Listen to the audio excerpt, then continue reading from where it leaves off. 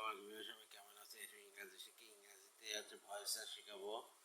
আর voice হলো verb গঠন করা, যা সাবজেক্ট কিছু কিছু নিজে কিছু করে অন্য কাজের উপর এসে পড়ে, তাই তাই বোঝায়। ভয়েস কাকে বলে? অ্যাক্টিভ ভয়েস ও প্যাসিভ ভয়েস। যে সেন্টেন্সের সাবজেক্টের সক্রিয় ও অ্যাক্টিভ ভয়েস কাজ সম্পর্কে সে সেন্টেন্সে ভার্বের অ্যাক্টিভ ভয়েস বলে। আই ডু দ্য ওয়ার্ক, উপরে সেন্টেন্সে আই নিজে কাজ করে এবং আই সাবজেক্টে সক্রিয় বা অ্যাক্টিভ, তাই সেন্টেন্সটির অ্যাক্টিভ ভয়েস। প্যাসিভ ভয়েস, যে সেন্টেন্সের সাবজেক্ট নিজে কাজ সম্পন্ন করে না, বরং অবজেক্ট তার কাজটার ওপর দিয়ে করে, পরে তাকে সেন্টেন্সকে প্যাসিভ ভয়েস বলে।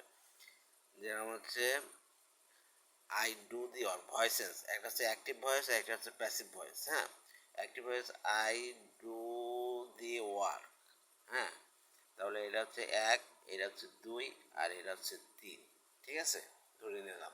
তাহলে হচ্ছে প্যাসিভ ভয়েস চেঞ্জ করার সময় কী হবে? তিন, দুই, এক। আর এখানে লক্ষণীয়, যদি একটা ভাব থাকে তাহলে দুটো ভার্ব হবে। যদি দুটো ভাব থাকে অ্যাক্টিভ অ্যাক্টিভ ভয়েসে, তাহলে হচ্ছে এই জায়গায় তিনটে ভার্ব হবে। যদি অ্যাক্টিভ ভয়েসে তিনটে ভাব থাকে, তাহলে এই প্যাসিভ ফর্মে চারটে ভার্ব হবে।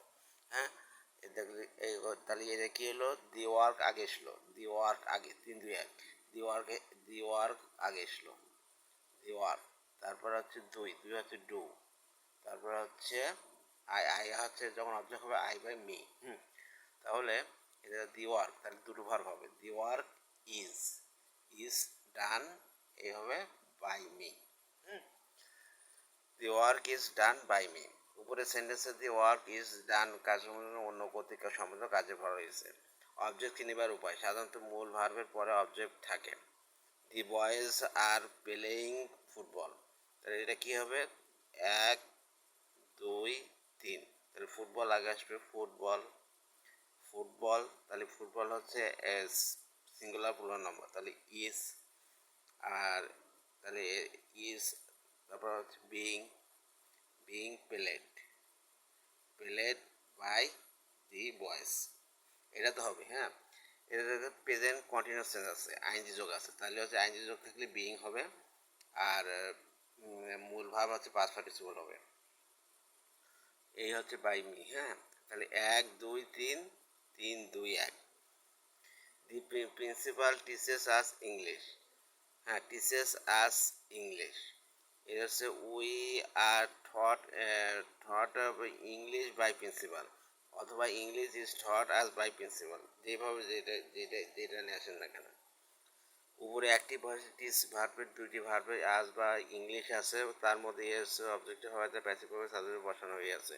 অনেক সময় অ্যাক্টিভ ভয়েসে দুটি অবজেক্টের যে কোনো একটি প্রিপোজিশন থাকে, সেই ক্ষেত্রে যে অবজেক্টিভ প্রিপোজিশন থাকে সেটি প্যাসিভ ভার্ব হিসেবে ব্যবহৃত হয় না, বাকি যে অবজেক্টিভ থাকে সেটি প্যাসিভ ভার্বের সাবজেক্ট।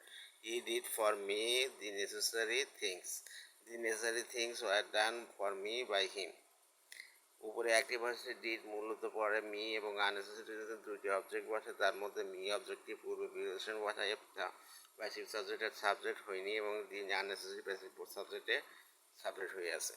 অ্যাক্টিভ ও প্যাসিভ ভয়েসের রূপান্তর, অ্যাক্টিভ ভয়েসের সাবজেক্টের রূপান্তরের পূর্বে, তার পূর্বে বাই বসবে, অ্যাক্টিভ ভয়েস অবজেক্টিভ ও প্যাসিভ সাবজেক্ট হবে, মূল ভাগ এ পাঁচটি চলা হবে, তার পরিবর্তে সাবজেক্ট সেন্টেন্স অবজেক্ট ভার্ব বসবে। যেমন হচ্ছে present indefinite tense, present indefinite, am, is, are. Thank you so much.